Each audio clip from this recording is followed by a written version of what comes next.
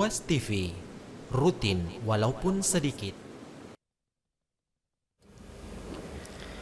Bismillahirrahmanirrahim. Assalamualaikum warahmatullahi wabarakatuh. Waalaikumsalam warahmatullahi wabarakatuh. Alhamdulillahi wa kafa wa sallallahu wa sallam wa baraka ala nabiyina Mustafa wa ala alihi wa ashabihi al-mustakmilina syarafa amma ba'd. Pemirsa Ruas TV yang sama dimuliakan oleh Allah Azza wa Jalla, alhamdulillah kembali pada kesempatan yang berbahagia ini kita akan menyaksikan atau mendengarkan, menyimak faedah-faedah berkaitan dengan sejarah daripada para sahabat, sirah daripada para sahabat, di mana para sahabat ini adalah generasi yang terpilih ketika Allah Subhanahu wa taala melihat manusia, siapa di antara mereka yang hatinya paling bersih, maka ternyata Allah Subhanahu wa taala mendapatkan hati Muhammad sallallahu alaihi wasallam adalah hati yang paling bersih. Maka beliau pun dipilih menjadi seorang rasul.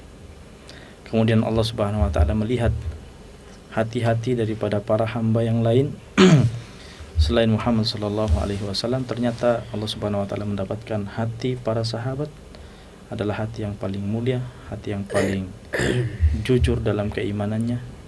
Maka mereka pun dipilih sebagai sahabat Rasulullah sallallahu alaihi wasallam. Jadi para sahabat adalah generasi yang terpilih, tidak serta-merta begitu saja, tapi ternyata mereka adalah orang yang hatinya paling bersih setelah Rasulullah sallallahu alaihi wasallam. Oleh sebab itu, kita sebagai umat Rasulullah sallallahu alaihi wasallam, selain menjadikan Rasulullah sallallahu alaihi wasallam sebagai panutan kita, maka kita juga menjadikan para sahabat sebagai panutan kita, sebagai generasi yang mengantarkan kita bagaimana sebenar-benarnya mencintai Rasulullah sallallahu alaihi wasallam. Insyaallah pada kesempatan yang berbahagia ini kita akan mendengarkan kisah daripada atau sejarah kehidupan daripada Ubay bin Ka'ab radhiyallahu taala anhu bersama dengan Ustaz kita, Ustaz Haji Marzuki Umar, LC MH CDAI. Pada Ustaz kami persilahkan. Ya. Terima kasih Ustaz Ayub. Bismillahirrahmanirrahim. Alhamdulillahi rabbil alamin. Nahmaduhu wa nasta'inuhu wa nastaghfiruh. Wa na'udzu billahi min syururi anfusina wa min sayyiati a'malina. Man yahdihillahu fala mudhillalah wa man yudlil fala hadiyalah. Asyhadu an la ilaha illallah wahdahu la syarikalah wa asyhadu anna Muhammadan abduhu wa rasuluhu al-mab'uts rahmatan lil alamin.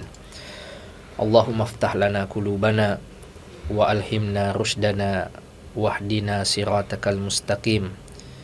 Inna nas'aluka ilman nafi'an wa imanan thabitan wa yakinan rasikhan wa qalban khashi'an wa lisanan dzakiran wa rizqan halalan thayyiban wa amalan salihan mutaqabbala.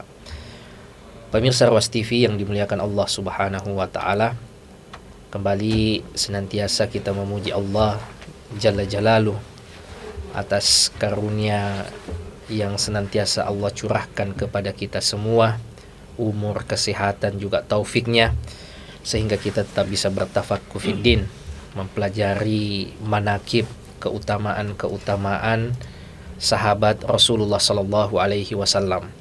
Sebagaimana pengantar dari Ustadz Ayub tadi, bahwa bukanlah secara kebetulan sahabat ini dipilih oleh Allah Subhanahu wa taala menjadi orang-orang yang mendampingi perjuangan Rasulullah sallallahu alaihi wasallam.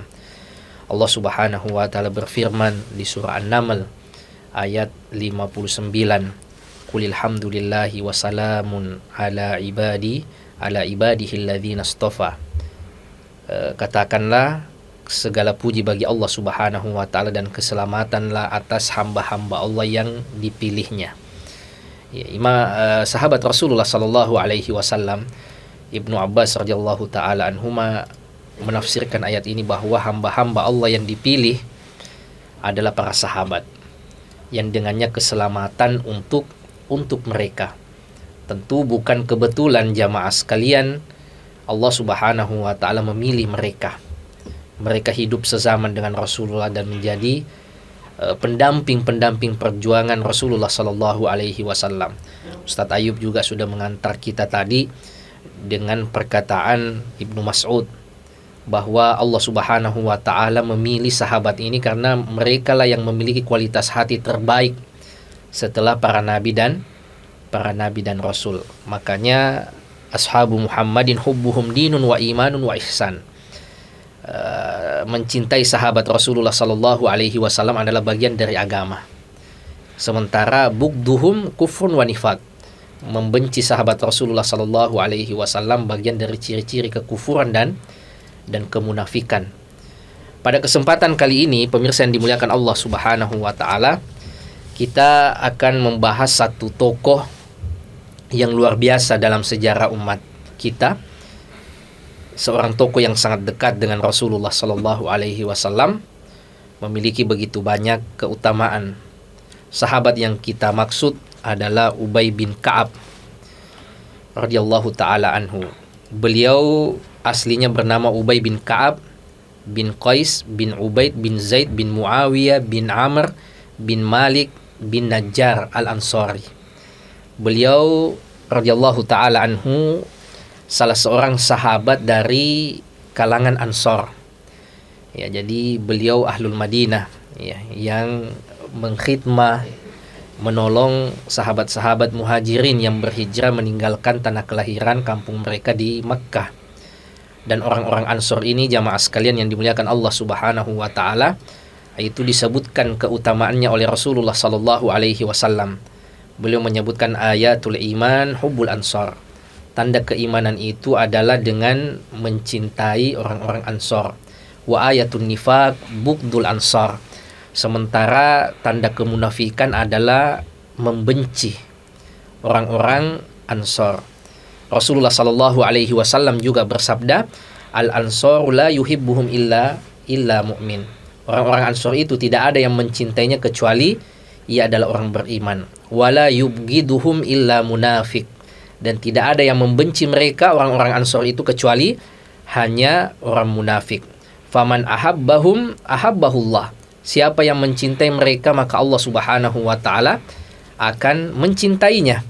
Waman abghadahum abghadahullah. Tapi siapa yang membenci orang-orang Ansor maka ia pun akan dibenci oleh Allah Subhanahu wa taala.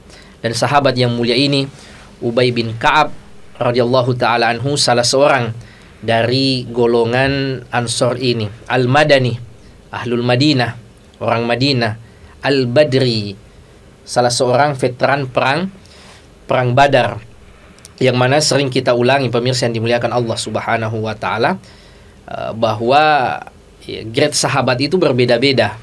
Ya, tingkatan sahabat itu berbeda-beda, tidak semua dari seratusan ribu lebih Ustaz ya. Sahabat Rasulullah sallallahu alaihi wasallam itu derajatnya sama. Ya, Ahlul Badar tentu beda dengan yang lainnya. Yang pernah ikut perang Badar tentu beda dengan yang masuk Islam setelah Fathu Makkah. Ya, dan orang yang ikut perang Badar ini Allah Subhanahu wa taala sudah mengatakan kepada mereka, "I'malu ma syi'tum qad ghafartu lakum." Lakukan apa yang ingin engkau lakukan, sungguh aku sudah mengampuni kalian. Nah, ini saat jumlah kaum muslimin masih sedikit, yang saat itu keluar bersama dengan Rasulullah sekitar 300-an orang, harus menghadapi ujian berat, menghadapi musuh yang jumlahnya sekitar 1000-an. Nah, ini tentu saja ujian keimanan. Dan mereka yang ikut perang Badar ini adalah di antara sahabat-sahabat yang utama. Salah seorang dari mereka itu adalah Ubay bin Ka'ab radhiyallahu taala anhu. Beliau ya berkunia dengan Abul Munzir. Ya, ini di antara kebiasaan orang Arab, juga tentu saja Rasulullah bersama dengan sahabat-sahabatnya untuk berkunyah. Ya, mereka memiliki kunyah, mereka menjaga nasabnya. Makanya kita bacakan tadi nasabnya siapa, Ubay bin Ka'ab, sampai kakeknya yang jauh, itu masih kedetek. Beda dengan kita orang Indonesia, paling sampai kakek yang kedua atau buyut kita, bapaknya kakek. Ya, juga kita tidak terlalu familiar dengan kunyah. Sahabat yang mulia ini berkunyah dengan Abul Munzir radhiyallahu taala anhu. Sayyidul Qurra, beliau merupakan pemimpinnya Ahlul Quran di antara sahabat-sahabat Rasulullah sallallahu alaihi wasallam. Jama'al Quran fi hayatin Nabi sallallahu alaihi wasallam. Beliau sudah berusaha untuk mengumpulkan Al-Quran dari lembaran-lembaran, dari media-media tempat menulis Al-Quran, karena belum terkodifikasi seperti saat sekarang ini kita sudah memiliki satu mushaf. Dulu di masa sahabat tidak seperti itu. Di masa Rasulullah masih berserakan di media-media yang belum disatukan. Ini di antara jasa besar sahabat yang mulia ini, ia sudah mengumpulkan Al-Quran dari media-media yang ada meskipun belum disatukan. Kemudian wa kana ra'san fil ilmi wal amal.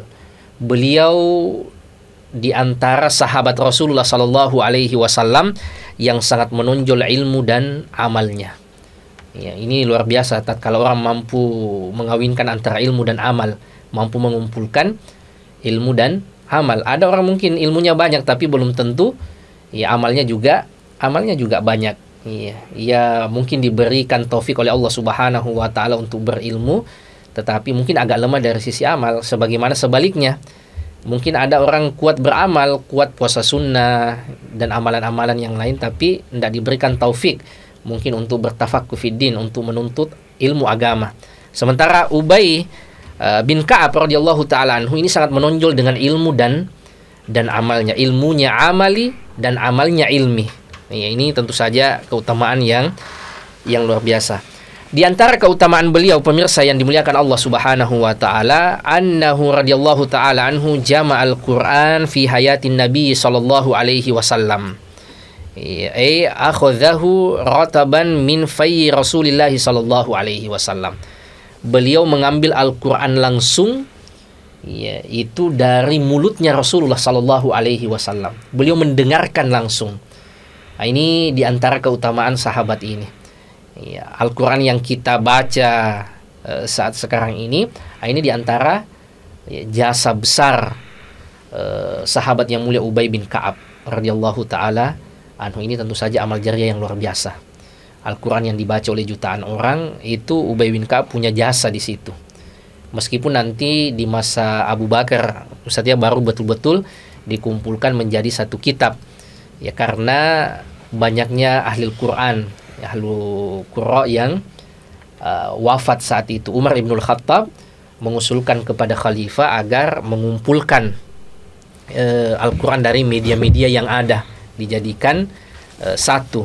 Tapi awalnya Abu Bakar enggan, karena ini tidak dilakukan oleh Rasulullah Sallallahu Alaihi Wasallam. Tapi dengan argumentasi dari sahabat Umar, akhirnya Abu Bakar kemudian melakukan itu sebagai proyek besar di masa kepemimpinan beliau. Lalu Abu Bakar bicara sama Zaid bin Thabit.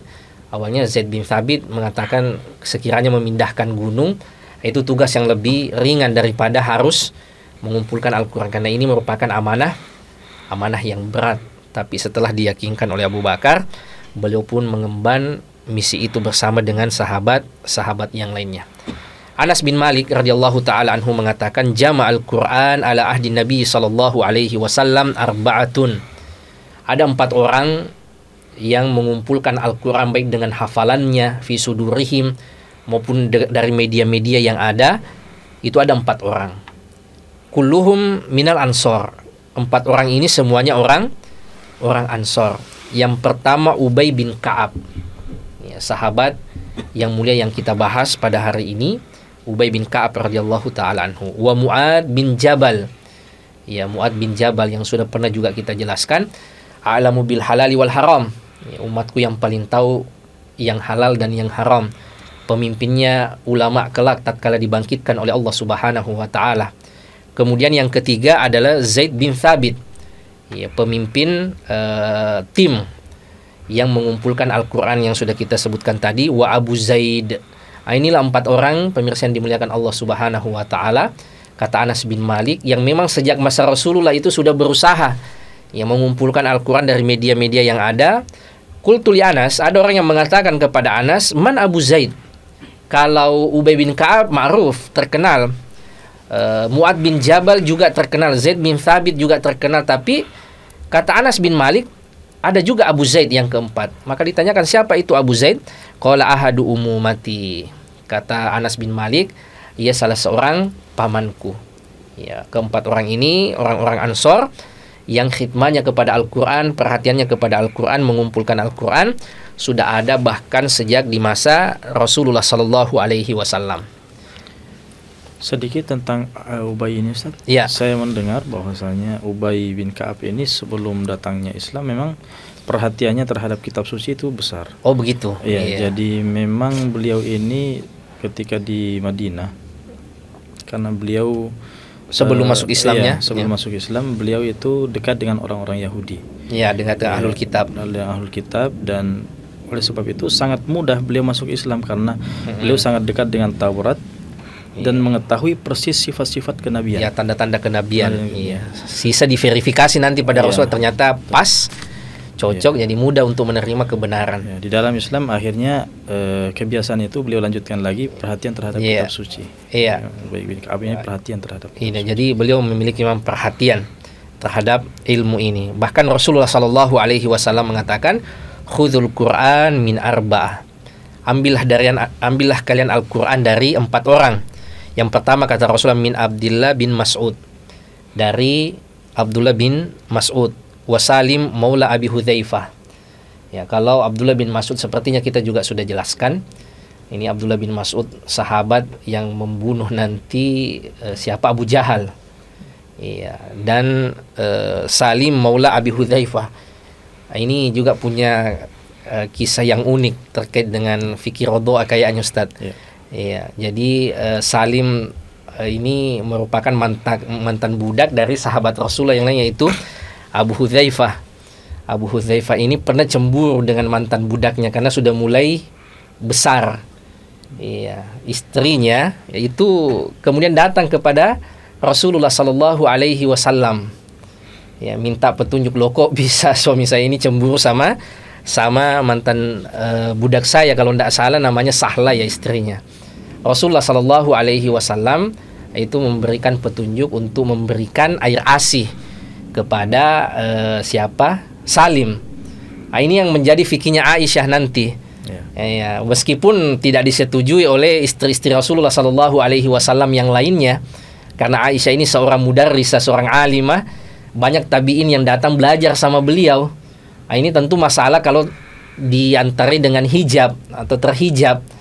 Maka Aisyah dengan ijtihad beliau itu meminta kepada saudari-saudarinya agar memberikan air ASI kepada tabiin sehingga tidak perlu pakai hijab ya kalau belajar pada Aisyah. Tapi ini tidak disepakati oleh sahabat yang lain, terutama para ummahatul mukminin yang lainnya. Ala kulli hal beginilah ya, ikhtilaf, perbedaan pandangan. Ya, Aisyah tentu saja kita tidak ragukan bagaimana keilmuan beliau, wanita yang paling banyak meriwayatkan hadis, ya, tumbuh di madrasah nabawiyah, di rumah tangga Rasulullah Sallallahu Alaihi Wasallam.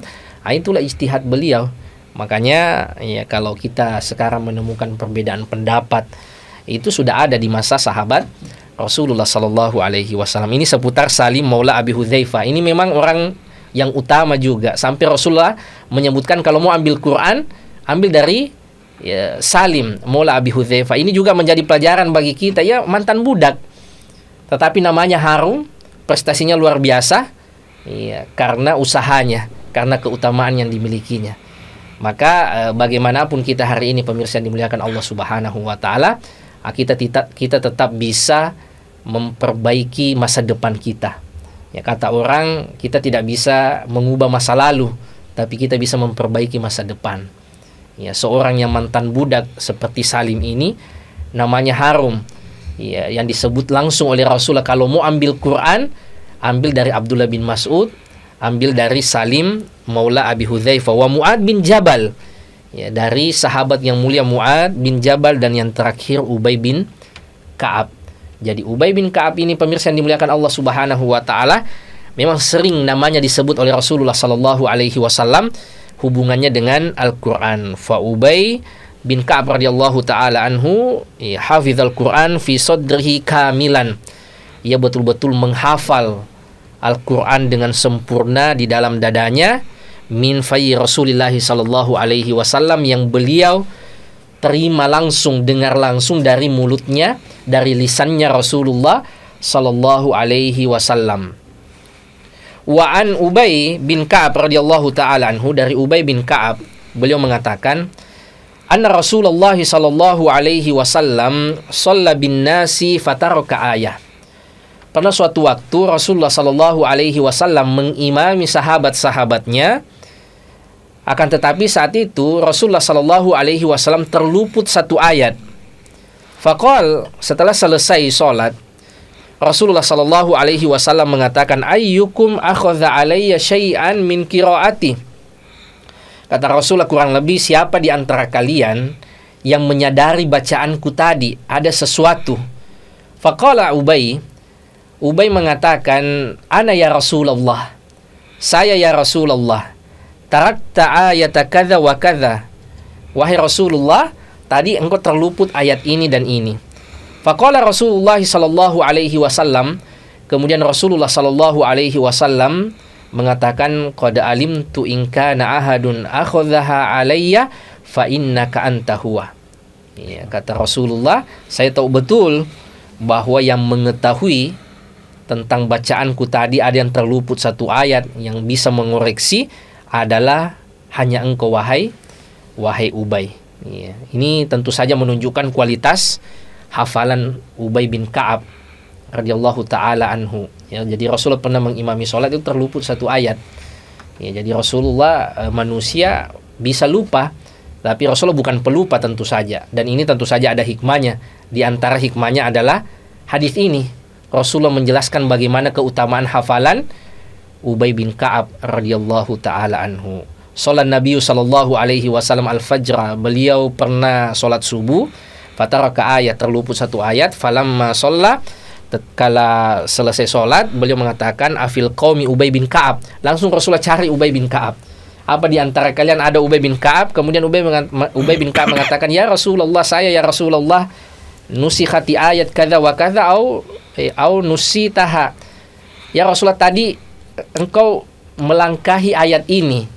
Apakah ayat itu sudah dinasakh, sudah dihapus, ataukah engkau terlupa?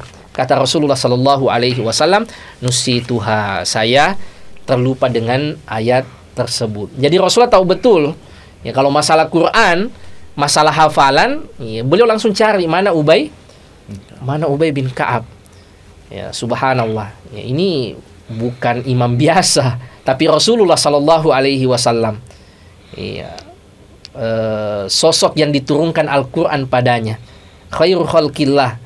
Ya, yang tentu kalau beliau merekomendasikan mencari seseorang sebagai rujukan dalam Quran, tentu orang itu adalah orang yang luar biasa, dan orang tersebut adalah Ubay bin Ka'ab.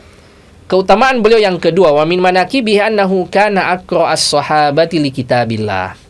Beliau di antara sahabat Rasulullah sallallahu alaihi wasallam yang paling bagus bacaan Qur'annya. Bal sayyidul qurra. Bahkan beliau merupakan pemimpinnya ahlul Qur'an. Yaqulu sallallahu alaihi wasallam, Rasulullah sallallahu alaihi wasallam bersabda, arhamu ummati bi ummati Abu Bakrin. Umatku yang paling penyayang kepada sesama umatku adalah Abu Bakar. Wa asyadduhum fi dinillahi Umar. Dan yang paling tegas pada batasan-batasan Allah Subhanahu wa taala, pada agama Allah, adalah Umar. Wa asdaquhum hayaan Uthman. Yang paling tinggi, paling besar rasa malunya adalah Uthman bin Affan. Wa afraduhum Zaid bin Thabit. Dan yang paling paham dengan ilmu faraid, ilmu warisan, adalah Zaid bin Thabit. Wa aqra'uhum li kitabillah Ubay bin Ka'ab. Dan yang paling bagus bacaan Qur'annya adalah Ubay bin Ka'ab. Wa a'lamuhum bil halali wal harami Mu'ad bin Jabal. Yang paling tahu yang mana halal dan yang mana yang haram adalah sahabat yang mulia Mu'ad bin Jabal. Ala wa inna likulli ummatin amina. Ketahuilah bahwa setiap umat ada orang-orang terpercayanya. Wa inna amina hadhil ummah Abu Ubaidah ibnul Jarrah. Dan ketahuilah bahwa kepercayaan umat ini adalah Abu Ubaidah ibnul Jarrah. Nah, ini tokoh-tokoh penting dalam agama ini. Jadi sahabat Rasulullah Sallallahu Alaihi Wasallam ternyata memiliki spesifikasi yang berbeda-beda. Ada yang fakih tadi yang betul-betul memahami yang halal dan yang haram yang sangat menonjol seperti Mu'ad bin Jabal. Ada yang spesifikasinya itu di faraid, ilmu warisan. Siapa tadi? Zaid bin Thabit. Nah, ini juga diantara ilmu yang agak berat. Ya, kita perlu menulis dan menghitung-hitung. Ternyata ada sahabat Rasul yang pakar di bidang itu. Dan yang kalau masalah bacaan Quran, ya, itu adalah kata Rasulullah Sallallahu Alaihi Wasallam yang paling bagus bacaannya adalah Ubay bin Ka'ab radhiyallahu taala anhu. Ini Rasulullah Sallallahu Alaihi Wasallam yang mengatakan, ya, yang Al-Quran diturunkan padanya. Kalau saya yang mengatakan bahwa yang paling bagus bacaannya ini belum tentu bisa menjadi rujukan, ya, karena mungkin pemahaman Al-Quran saya, pemahaman bacaan Al-Quran saya tidak begitu baik sehingga saya tidak menjadi rujukan dalam merekomendasikan orang. Tetapi yang merekomendasikan ini, yang mentazkiyah ini adalah Rasulullah Sallallahu Alaihi Wasallam. Kalau urusan ilmu warisan, andalannya itu adalah Zaid. Kalau urusan bacaan Quran, andalannya itu adalah Ubay bin Ka'ab. Kalau urusan yang mana yang halal dan yang mana yang haram itu adalah Mu'ad bin Jabal. Kalau yang tegas dan neko-neko itu adalah Umar. Yang paling penyayang adalah Abu Bakar. Yang paling pemalu adalah Utsman bin Affan. Rasulullah Sallallahu Alaihi Wasallam ini memberikan pelajaran betapa Rasulullah tahu betul setiap kondisi sahabatnya, sehingga Rasulullah bisa bermuamalah dengan baik kepada setiap sahabatnya. Ada orang yang tegas seperti Umar, ada yang penyayang seperti Abu Bakar, ada yang pemalu seperti Utsman. Ya, teman-teman kita juga kadang berbeda-beda seperti itu, pemirsa yang dimuliakan Allah Subhanahu wa taala. Ada orang yang cepat tersinggung. Ya, ada orang yang kadang mau bilang apapun enggak tahu marah, ya. Enggak tahu tersinggung. Ya, entah tersinggung betulan atau dia cuma pendam. Tapi biasanya ada tipe-tipe orang yang seperti itu. Ya, sehingga kita bisa mengukur diri kita dan bagaimana bermuamalah dengan orang yang seperti itu. Jangan bermuamalah dengan orang yang cepat tersinggung, justru memancing-mancing. Ya. Jadi Rasulullah Sallallahu Alaihi Wasallam betul-betul tahu secara spesifik bagaimana kejiwaan, bagaimana kondisi setiap sahabat-sahabat dan bagaimana potensi setiap sahabat-sahabatnya. Beliau Sallallahu Alaihi Wasallam bahkan mengatakan, istakri'u al-Qur'ana min arba. Mintalah dibacakan Al-Quran dari 4 orang. Ibnu Mas'ud, Salim Maula Abi Hudzaifah, dan Ubay wa Mu'ad bin Jabal. Ya, ini rekomendasi langsung dari Rasulullah Sallallahu Alaihi Wasallam. Bahkan beliau Sallallahu Alaihi Wasallam, Rasulullah mengatakan, Innallaha azza wa jalla amarani an aqra'a alaik. Ya, Rasulullah Sallallahu Alaihi Wasallam mengatakan, sesungguhnya Allah Subhanahu wa taala memerintahkan kepada aku untuk membacakan untukmu Al-Quran.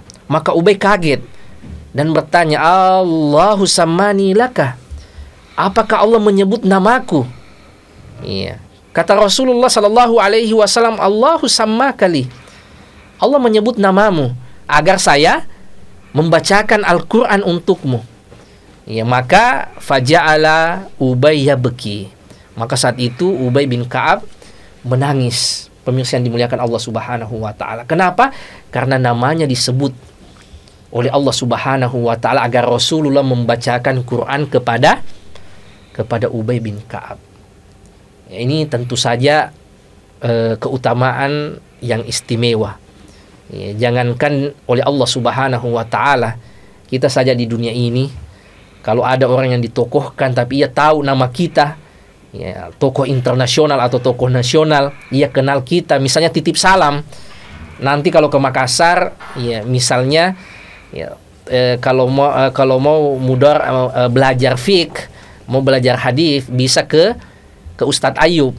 Nah, itu kan luar biasa. Ya. Ini Allah Subhanahu wa taala yang memerintahkan kepada Rasulullah bacakan Quran pada Ubay bin Ka'ab. Makanya Ubay bin Ka'ab kaget dan bertanya kepada Rasulullah, Allahu sammani laka, apakah Allah menyebut namaku betul? Ataukah ini pilihan dari Rasulullah sendiri? Kata Rasulullah, enggak, ini betul-betul Allah yang sama kali. Allah yang menyebut namamu, yang merekomendasikanmu langsung, maka Ubay bin Ka'ab pun menangis, pemirsa yang dimuliakan Allah Subhanahu wa taala. Dalam riwayat yang lain, beliau sallallahu alaihi wasallam, Rasulullah mengatakan li Ubay, "Innallaha amarani an aqra 'alaika lam yakunil ladzina kafaru." Qala sammani, kemudian Ubay mengatakan, "Apakah Allah menyebut namaku?" Qala na'am, fabaka. Ya, maka Ubay bin Ka'ab pun menangis. Wa qala Umar ibnul Khattab. Umar ibnul Khattab radhiyallahu taala anhu mengatakan, Ubay aqra'una. Ubay adalah orang yang paling bagus bacaan Qur'annya, paling paham Al-Qur'an. Walamma ahyal Faruq Umar ibnul Khattab, saat Umar ibnul Khattab menghidupkan sunnah salati qiyami Ramadan, menghidupkan sunnah salat tarawih di masjid jamaatan, mengumpulkan orang di masjid secara berjamaah, salat tarawih seperti yang kita kenal sekarang. Amar Ubay bin Ka'ab an yusalliya linnas. Umar ibn Khattab menunjuk siapa? Ubay bin Ka'ab sebagai imam salat tarawih. Nah, ini karena Umar menyadari betul bahwa Ubay aqra'una. Bahwa Ubay memang yang paling tahu Al-Qur'an, yang paling bagus bacaan Qur'annya. Sebagaimana juga merupakan petunjuk dari Rasulullah untuk memilih imam. Ya ummul qaum aqra'uhum. Yang menjadi imam suatu kaum adalah yang aqra', yang paling bagus bacaan Qur'annya, meskipun dirinci aqra' di situ bisa yang paling bagus bacaannya, bisa yang paling bagus pemahaman fikihnya terhadap apa yang ia baca. Ala kulli hal, ini merupakan Umar ibnul Khattab yang menilai bahwa Ubay adalah orang yang aqra', yang paling bagus bacaan Qur'annya di antara kami, maka ia yang ditunjuk menjadi imam salat tarawih. Maka beliau pun salat tarawih mengimami sahabat-sahabat yang lain di belakangnya. Ada sahabat-sahabat senior, ada sahabat-sahabat yang dekat dengan Rasulullah sallallahu alaihi wasallam, dan beliau yaqra'u bil mi'in, beliau membaca dengan bacaan yang sangat panjang. Hatta kana alladzina khalafahu ya'tamaduna 'alal asa. Jadi orang yang makmum ada yang sampai bersandar di tongkat, mintul qiyam, saking panjangnya sholat tarawihnya para sahabat. Wa makanu yansarifun illa qubailal fajr, dan mereka tidak bubar, tidak selesai sholat kecuali menjelang sholat subuh. Nah, ini menunjukkan bagaimana kualitas sholat tarawihnya para sahabat Rasulullah sallallahu alaihi wasallam. Jadi sholat tarawihnya sampai menjelang sholat subuh, dengan bacaan Ubay bin Ka'ab. Tapi imamnya ini siapa dulu? Imamnya ini adalah Ubay bin Ka'ab, bacaan Quran terbaik di antara sahabat Rasulullah sallallahu alaihi wasallam. Keutamaan yang ketiga, pemirsa yang dimuliakan Allah Subhanahu wa taala, wa min manaqibihi ilmuhu al-katsir alladzi ta'allamahu min Rasulillah sallallahu alaihi wasallam. Di antara keutamaan beliau adalah ilmunya yang banyak yang ia pelajari langsung dari Rasulullah sallallahu alaihi wasallam. Yaqulu Ubay bin Ka'ab. Ubay bin Ka'ab mengatakan, qala Rasulullah sallallahu alaihi wasallam. Rasulullah sallallahu alaihi wasallam pernah mengatakan, ya Abul Munzir, wahai Abu Munzir, ini tadi kunyahnya Ubay. Atadri ayya ayatin min kitabillahi ma'aka a'zam. Apakah engkau tahu ayat mana dari ayat-ayat Allah Subhanahu wa taala yang ada dalam kitabullah itu yang paling mulia? Kemudian Ubay mengatakan, Allahu wa rasuluhu a'lam. Allah dan Rasulnya yang lebih tahu ya Rasulullah. Kemudian Rasulullah mengatakan, ya Abul Munzir, wahai Abu Al-Munzir, wahai Ubay, atadri ayu ayatin min kitabillahi ma'aka a'zam. Apakah engkau tahu ayat apa yang paling mulia dari sekian banyak ayat di dalam kitabullah? Kemudian qultu, lalu Ubay bin Ka'ab mengatakan, Allahu la ilaha illa huwal hayyul qayyum. Ubay bin Ka'ab lalu membaca ayat kursi. Fadaraba fi sadrihi, maka Rasulullah sallallahu alaihi wasallam menepuk-nepuk dada Ubay bin Ka'ab, liyahnikal ilm, agar ilmu itu betul-betul tinggal. Maksudnya apa? Rasulullah sallallahu alaihi wasallam membenarkan bahwa itu adalah ayat yang teragung. Semua ayat tentu saja mulia, tetapi yang paling agung dari sekian banyak ayat-ayat Allah Subhanahu wa taala itu adalah ayat kursi. Ya, Rasulullah sallallahu alaihi wasallam menepuk dada Ubay bin Ka'ab radhiyallahu taala anhu, menunjukkan bagaimana keilmuan beliau. Amsilatu ala ilmihi, diantara contoh menonjolnya beliau dari sisi ilmu, ya, qala Ubay bin Ka'ab, beliau menceritakan, naza'ani Umar ibn al-Khattab. Umar ibn al-Khattab pernah berselisih denganku. Tapi berselisihnya bukan perkara dunia, tapi dalam diskusi masalah fikih, ya, masalah keagamaan. Ya, fil mutawaffa anha wa hiya hamil, tentang seorang janda, seorang wanita yang ditinggal mati oleh suaminya dalam keadaan ia hamil. Nah, ini terjadi perbedaan pendapat, terjadi niza, terjadi perselisihan antara Umar dan Ubay bin Ka'ab. Ya, fakultu tazawwaju idza wada'at. Kata Ubay, ya, kalau menurut saya maka ia bisa menikah lagi kalau ia sudah melahirkan. Ya, kalau tidak hamil kan iddahnya berapa Ustaz? 4 bulan 10 hari ya. Ya, kalau ditinggal mati oleh suami tetapi dalam keadaan tidak hamil. Kalau hamil menurut Ubay, kalau sudah melahirkan itu bisa menikah lagi, iddahnya selesai, karena tujuan utama iddah itu kan untuk membersihkan rahim, untuk memastikan bahwa tidak ada tanaman laki-laki lain, tidak ada bibit laki-laki lain di rahim wanita tersebut. Ya, sehingga orang yang sudah melahirkan itu kan steril sebenarnya. Nah, itu pandangan Ubay bin Ka'ab. Yang saat itu Umar sepertinya berbeda, karena beliau niza ini, karena beliau berselisih. Faqalat Ummu Tufail, kemudian istrinya Ubay bin Ka'ab radhiyallahu taala anhu, yaitu Ummu Tufail, beliau mengatakan kepada Umar dan suaminya dan kepada Ubay, qad amara Rasulullah sallallahu alaihi wasallam Subai'ata al-Aslamiyah, ya, antan kiha idza wada'at. Ya, wahai Umar, wahai Ubay, Rasulullah sallallahu alaihi wasallam pernah memerintahkan kepada Subai'ah al-Aslamiyah untuk menikah kalau sudah melahirkan. Ini menunjukkan apa, pemirsa dimuliakan Allah Subhanahu wa taala? Ini menunjukkan fakihnya siapa? Ubay bin Ka'ab tadi. Ia memahami betul tentang bagaimana iddah itu, ya, bagi orang hamil, ya, steril kalau sudah melahirkan, ya, meskipun ya, pernikahannya sah setelah melahirkan, tapi belum tentu bisa digauli karena ada nifas. Ya, tetapi pernikahannya sah saja karena pernikahan tidak mempersyaratkan suci. Ya, tetapi adapun nanti digaulinya atau pada saat ia sudah menikah, itu tentu saja menyesuaikan dengan kondisi wanita tersebut. Di antara keutamaan beliau, pemirsa yang dimuliakan Allah Subhanahu wa taala, qurbuhu minan nabi sallallahu alaihi wasallam. Kedekatan Ubay bin Ka'ab dengan Rasulullah sallallahu alaihi wasallam. Dari Abu Hurairah, beliau mengatakan, kharaja Rasulullah sallallahu alaihi wasallam ala Ubay bin Ka'ab wa huwa yusalli. Rasulullah sallallahu alaihi wasallam pernah datang menemui Ubay bin Ka'ab. Namun saat itu Ubay bin Ka'ab lagi sholat. Faqala ya Ubay, faltafat falam yujibuhu. Ya, Rasulullah sudah memanggil namanya, wahai Ubay, tetapi Ubay belum menjawab. Tsumma shalla Ubay fa khaffafa salatahu. Ubay kemudian meringankan salatnya, maksudnya mempercepat. Ya. Tsumma insarafa ila Rasulillah. Setelah salatnya selesai, baru ia datang menemui Rasulullah sallallahu alaihi wasallam dan mengatakan, assalamu alayka ya Rasulullah. Ya, Rasulullah sallallahu alaihi wasallam kemudian mengatakan, waalaikumsalam. Ya, lalu Rasulullah bertanya, ma manaka ya Ubay idh da'autuka an tujibani.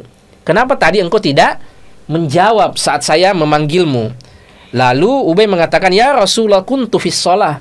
Ya Rasulullah, saya tadi lagi sementara salat. Kemudian Rasulullah sallallahu alaihi wasallam mengatakan, afalas tatajidu fi ma auhallahu ilayya. Bukankah engkau tahu tentang ayat Allah Subhanahu wa taala yang diwahyukan kepadaku, istajibu lillahi walir rasul idza da'akum lima yuhyikum. Penuhilah panggilan Allah dan Rasulnya kalau engkau dipanggil. Ya. Lalu Ubay mengatakan, "Bala ya Rasulullah." Iya, betul ya Rasulullah, saya tahu ayat tersebut. Lalu Rasulullah Shallallahu Alaihi Wasallam, karena kedekatannya dengan Ubay, bahkan beliau yang mengunjungi Ubay, Rasulullah kemudian setelah itu mengatakan, "Atuhibbu an u'allimaka suratan lam yanzil fit Taurah wala fiz Zabur wala fil Injil wala fil Furqan mithluha." Maukah engkau saya ajarkan satu surah yang tidak pernah turun di Taurat, tidak ada dalam kitab Zabur, tidak ada dalam kitab Injil, bahkan tidak ada yang serupa di dalam Al-Quran dengan surah ini. Lalu Ubay bin Ka'ab, pemirsa yang dimuliakan Allah Subhanahu wa taala, mengatakan, "Na'am ya Rasulullah." Iya, betul ya Rasulullah, saya ingin sekali mendapatkan ilmu itu. Surah apa itu? Lalu Rasulullah sallallahu alaihi wasallam mengatakan, "Inni la arju alla takhruja min hadzal bab hatta ta'lamaha." Saya berharap agar engkau tidak keluar dari sini sebelum engkau tahu betul surah apa itu. Ini saking dekatnya Rasulullah dengan Ubay dan saking inginnya Rasulullah mengajari Ubay bin Ka'ab. Dan ilmu itu pun sampai ke kita karena Ubay bin Ka'ab radhiyallahu taala anhu. Maka Rasulullah sallallahu alaihi wasallam mengatakan, ya, beliau sallallahu alaihi wasallam mengatakan, "Ketahuilah bahwa surah itu adalah ma taqra'u fis shalah." Apa yang engkau baca tadi di salat? Faqara'tu alaihi ummul Qur'an. Maka saya membacakan di depan Rasulullah itu ummul Qur'an, yaitu Al-Fatihah. Maka Rasulullah sallallahu alaihi wasallam mengatakan, "Walladzi nafsi biyadihi ma anzalallahu fit Taurah wala fil Injil wala fiz Zabur wala fil Furqan mithlaha wa innaha lasab'u minal mathani." Ya, demi Allah wahai Ubay, ya tidak ada yang turun di Taurat dan di Injil, di Zabur, bahkan di Quran yang seperti dengan sab'a mathani, nama lain daripada Al-Fatihah. Ini adalah surah yang luar biasa, ummul kitab, yang tidak ada setaranya, yang tidak ada di Zabur, tidak ada di Injil, tidak ada di Taurat, bahkan tidak ada yang serupa di Al-Furqan, di dalam Al-Quran. Ya. Adapun sikap-sikap beliau, pemirsa yang dimuliakan Allah Subhanahu wa taala, semangatnya dalam beramar ma'ruf nahi mungkar. Abu Darda mengatakan, pernah suatu saat Rasulullah sallallahu alaihi wasallam itu khutbah Jumat, fa khataban nas, beliau berkhutbah di depan sahabat-sahabat, wa tala ayatan wa ila jambi Ubay bin Ka'ab. Ya, kemudian Rasulullah membaca ayat. Lalu di sampingku ada Ubay bin Ka'ab. Ini kata Abu Darda. Jadi di samping Abu Darda itu ada Ubay bin Ka'ab, sementara Rasulullah sedang berkhutbah. Faqultu lahu ya Ubay, karena Ubay ini merupakan rujukan dalam Quran. Abu Darda bertanya kepada Ubay, "Ya Ubay, mata unzilat hadhil ayat?" Itu tadi ayat yang dibaca oleh Rasulullah, itu kapan turunnya? Padahal Rasulullah masih sementara khutbah. Qala fa'aba an yukallimani. Ubay hanya diam. Dia menolak untuk bicara denganku. Tsumma sa'altuhu fa'aba an yukallimani. Saya tanya lagi. Itu ayat yang dibaca Rasulullah itu kapan turunnya? Tetapi Ubay menolak untuk memberikan jawaban, hatta nazala Rasulullah sallallahu alaihi wasallam, sampai Rasulullah turun dari mimbar, selesai khutbahnya. Faqala li Ubay, baru Ubay mengatakan, "Malaka min jumu'atika illa ma lagait." Engkau itu sudah menyanyiakan Jumatmu.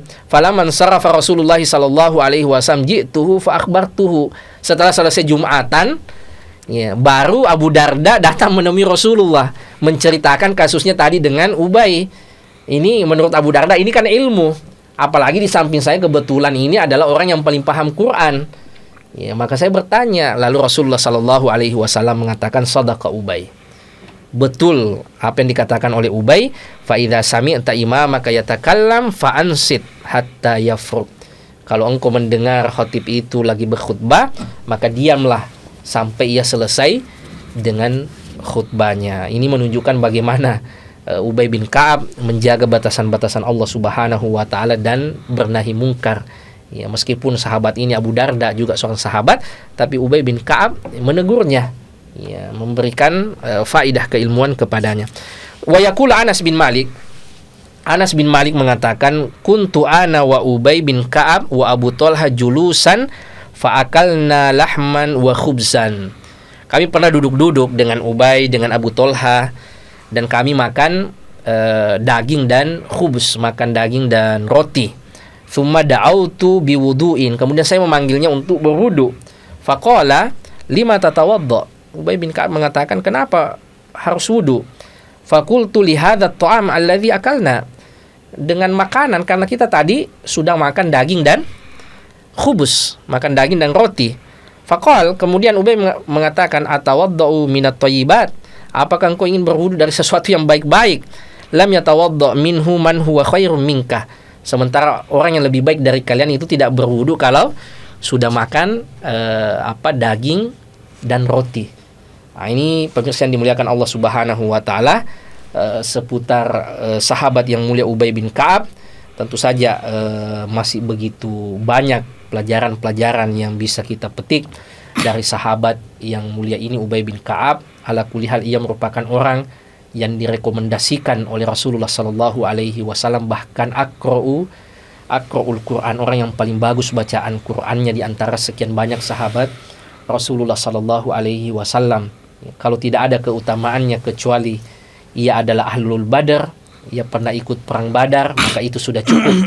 Akan tetapi keutamaan ini betul-betul bertemu dengan keutamaan yang lain.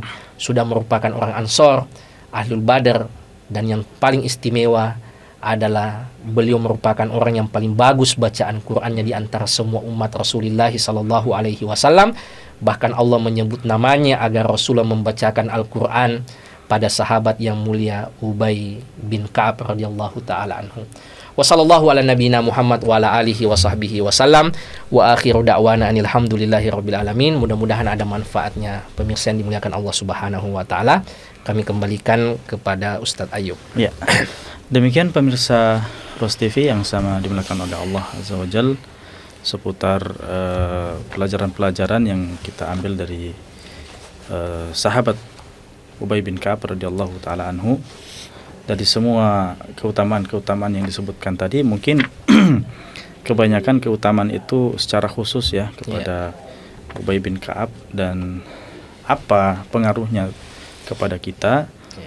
Mungkin yang kita bisa ambil pelajaran diantaranya adalah, pertama, ya kalau misalnya beliau adalah golongan orang-orang Ansar, veteran Badar dan seterusnya, itu kan adalah keutamaan secara pribadi bagi beliau. Nah, kita sendiri tidak bisa mengambil, tidak bisa jadi veteran Badar, tidak bisa menjadi veteran Badar, tidak bisa menjadi orang Ansar. Paling tidak kita mencintai mereka, karena mencintai mereka itu adalah salah satu bagian daripada keimanan. Kemudian yang menjadi inti daripada keutamaan sosok Ubay bin Ka'ab ini adalah perhatiannya terhadap Al-Quran. Betul. Maka kita mengambil pelajaran yang sangat penting dari kehidupan Ubay bin Ka'ab ini adalah beliau mendapatkan kedekatan kepada Rasulullah SAW karena perhatiannya terhadap Al-Quran. Maka marilah kita semua menjadikan diri kita sebagai orang yang senantiasa memperhatikan Al-Quran, menghafalnya, kemudian mempelajarinya dan mengamalkannya. Bahkan sosok Ubay bin Ka'ab ini, Ustaz, saya cari, ternyata beliau juga perhatian dalam masalah hadis. Ya. Oh, Masya Allah. Beliau ini meriwayatkan 164 hadis, tidak terlalu banyak. Ya, tapi ini salah satu keutamaan juga daripada beliau, di mana hadis-hadisnya itu ada 3 yang di muttafaq alaih, kemudian 3 dalam Sahih Bukhari, dan ada 9 dalam Sahih Muslim. Separuhnya itu di kitab-kitab yang lain, sunan yang lain. Iya, sunan yang lain. Baik pemirsa sekalian yang sama dimuliakan oleh Allah, mudah-mudahan ada manfaatnya. Barakallahu fikum wa jazakumullahu khairan. Nasallallahu subhanahu wa ta'ala an yanfa'ana bima ta'allamna wa an yuwaffiqana lima yuhibbuhu wa yardah. Sallallahu ala nabiyina Muhammadin wa ala alihi washabihi wasallam, walhamdulillahi rabbil alamin. Wassalamualaikum warahmatullahi wabarakatuh. Waalaikumsalam.